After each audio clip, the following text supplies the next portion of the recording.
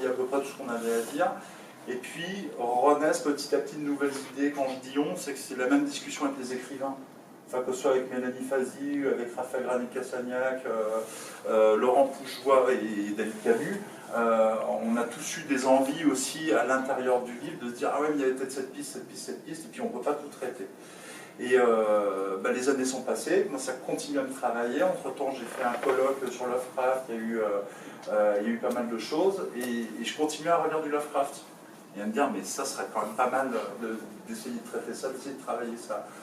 Donc ça se fait un peu empiriquement, c'est de l'empilement, et arrive Gotland. Donc voilà, l'envie d'arriver sur Gotland, c'est ça, c'est continuer à travailler, à creuser ces veines-là, et essayer, tant que faire se peut, de ne pas trop aller dans les...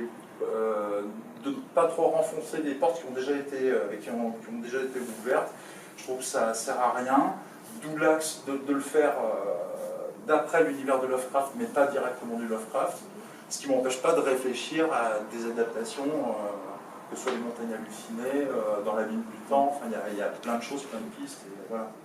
L'univers de Lovecraft, vous le connaissez bien, mais en même temps, je vous dis, c'est quand même un univers qui est, enfin, dans mes souvenirs, moi, de lectrice, qui est justement assez insaisissable, et c'est du coup compliqué par certains côtés de... Quand il est décrit, c'est un peu croquignolé des fois.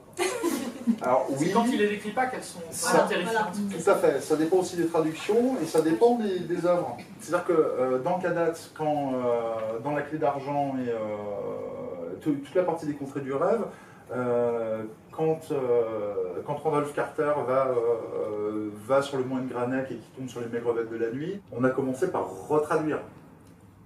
Tant les traductions étaient complètement azimutées, parce qu'on se retrouvait avec des queues poilues ou à griffes, des choses, enfin, c'était assez improbable. Et on a d'abord commencé par refaire une traduction pour arriver déjà à revenir sur la base de ces créatures. C'est plus des cônes avec des bouquets de tentacules. Non.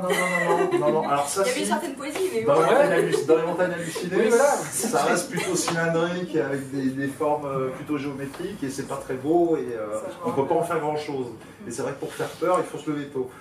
C'est une vision, une approche et que n'importe qui peut contredire ou j'ai pas de problème avec ça.